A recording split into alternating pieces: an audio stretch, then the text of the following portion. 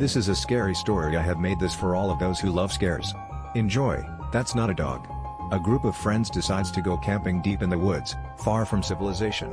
Among them is a girl named Emily, who brings along her beloved dog, Jason, a large, friendly German Shepherd. Jason is known for being loyal and protective, always staying close to Emily's side. As night falls and the group settles in for the evening, they notice that Jason starts acting strangely.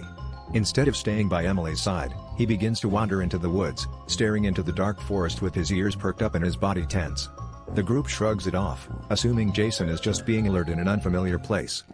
Later that night, after everyone has gone to bed, Emily is woken up by the sound of rustling outside her tent. She hears soft whimpering, the sound of a dog in distress. Worried, she calls out, "Jason? Is that you?"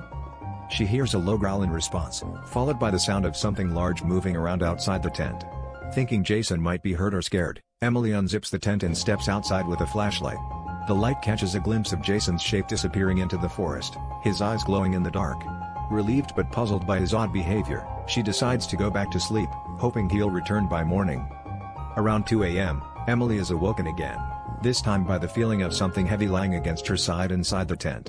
As she lay down, she reached out to pet the familiar fur of Jason, but something felt off. His fur was coarser, and he smelled different, more like wet leaves and decay than the familiar scent of her dog. She dismissed it as just her imagination and goes back to sleep. In the morning, Emily wakes up to a silence. She notices that Jason is no longer beside her. Curious, she steps out of the tent to find the others, only to be met with a disturbing sight. Her friends are gathered around something just beyond the campsite. As Emily approaches, her blood runs cold.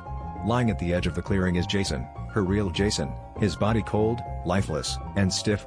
The others say they found him there, and from the state of his body, it's clear he's been dead for several hours, likely since last night. A horrifying realization came on Emily. If Jason had been dead all night, what was that lying next to her in the tent? In the woods, not everything is what it seems. Sometimes, the creatures that can take on familiar forms. So, the next time you hear something outside your tent, or feel something warm and furry lying next to you in the dark, be very sure it's your dog. Because sometimes, it's not.